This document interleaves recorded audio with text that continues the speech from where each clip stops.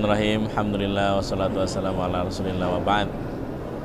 Sahabat sekalian yang dirahmati Allah Ta'ala, saya sekarang berada di Masjid Nabawi, masjid yang dibangun oleh Nabi kita Muhammad SAW dan para sahabat tentunya radhiyallahu ta'ala anhum.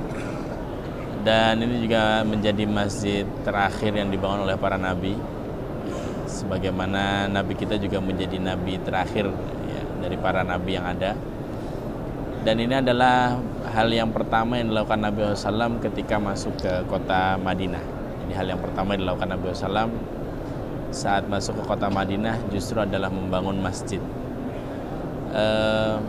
Banyak sisi yang bisa kita ambil ya dari perjalanan proses bagaimana Nabi SAW hijrah sampai kemudian tiba di Madinah, sampai kemudian membangun masjid, sampai kemudian jadi Masjid Nabawi, belum dengan lingkungan sekitarnya, belum juga dengan sejarah bagaimana kiblat masjid ini pernah berpindah ya, dari awalnya menghadap ke utara pindah menghadap ke selatan, dari Baitul Maqdis menuju ke Masjidil Haram.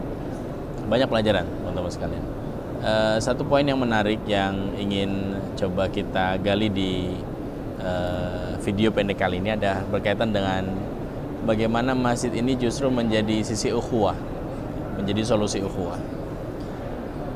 Nabi SAW datang ya, pertama kali yang dilakukan Nabi adalah mencari lahan dan dibiarkan ya, kita tahu sirahnya, unta beliau disuruh untuk berjalan dan Nabi SAW katakan biarkan ya, karena unta itu sudah ada yang nyuruh ya. Untanya terus berjalan mencari tempat dan akhirnya di mana unta itu menderum ya, dia duduk, maka disitulah tempat yang akan dibangun menjadi rumahnya Nabi. Dan ternyata unta tersebut berhenti di tanah milik dua anak yatim di Bani Najjar, yang kemudian oleh Nabi SAW tidak mau itu diberikan begitu saja, dihadiahkan, diberikan kepada Nabi. Nabi SAW memilih untuk membeli. Jadi Nabi SAW membayar berapapun nilainya, entah sedikit atau banyak gitu ya. Ada beberapa pendapat berkaitan dengan berapanya. Kemudian setelah dibayar oleh Nabi SAW dan kemudian itu dijadikan masjid. Pertama yang dibangun oleh Nabi justru masjid dulu. Dan Nabi SAW tidak memilih untuk membangun rumahnya dulu gitu ya. Nabi SAW justru memilih untuk membangun masjid dulu. Nabi SAW numpang tinggal di rumah Abu Ayyub Al-Ansori, yang justru Abu Ayyub dimakamkannya di Istanbul, Turki gitu. Ini banyak lagi kisah lah ya, kalau mau agak geser ke kisahnya Abu Ayyub Al-Ansori. Kita fokus ke masjid teman-teman. Di antara hikmah kenapa Nabi SAW membangun masjid adalah yang pertama, ini satu poin ya yang bisa kita ambil adalah Nabi SAW menyelesaikan banyak masalah tentang keadaan keumuman orang Arab.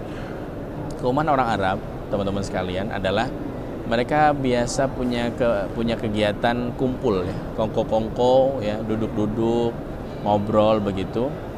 Dan kebiasaan ini diakomodir dengan ada namanya sakifah. Ada sakifah, ada taman-taman ya. Dan yang paling dekat dari area Masjid Nabawi yang masih ada sampai hari ini ada sakifah Bani Sa'idah di pojok sana ya. Jadi sakifah itu kayak taman begitu, kayak kebun area gitu ya, yang itu bisa dipakai buat kongko-kongko, ngobrol begitu. Yang ini tapi miliknya bukan milik umum, sifatnya adalah milik keluarga. Seperti namanya, sakifah Bani Sa'idah, berarti ini miliknya Bani Sa'idah atau sakifah-sakifah yang lainnya. Yang itu kemudian menjadikan tempat ngobrol, tempat ngumpul ini bukan menjadi tempat yang itu bebas gitu ya, karena memang ada miliknya perseorangan, bukan milik umum.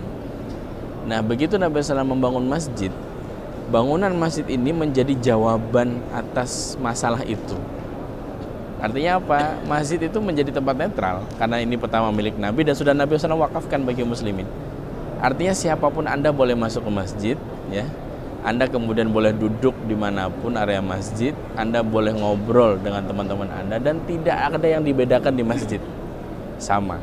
Bahkan kita tahu teman-teman ya, ketika orang masuk dalam masjid, misal masuk waktu sholat, siapapun Anda, mau Anda strata sosialnya tinggi, mau rendah, kalau masuk masjid di awal, maka Anda berhak dapat saf pertama. Anda mau setinggi apapun strata sosial Anda, kalau Anda datangnya belakangan, Anda masbuk, berdirinya harus di belakang. Jadi betul-betul hadirnya masjid itu menjawab permasalahan yang itu sudah muncul lama di kalangan orang-orang jahiliyah ya, orang-orang Arab jahiliyah, tentang terkotak-kotaknya mereka dalam masalah suku, ya, kabilah, ras dan seterusnya. Semangat ini yang kemudian harus juga hadir di kita, teman-teman sekalian, ya. Bagaimana kemudian kehadiran kita itu harusnya merekatkan dengan yang lain, bukan justru memberikan kotak sendiri, ya. Saya masih ingat bagaimana guru kita Haris Mujahid menggambarkan kita ini dengan kaum muslimin yang lain yang berada di kapal yang berbeda itu seperti layaknya sekoci-sekoci lah.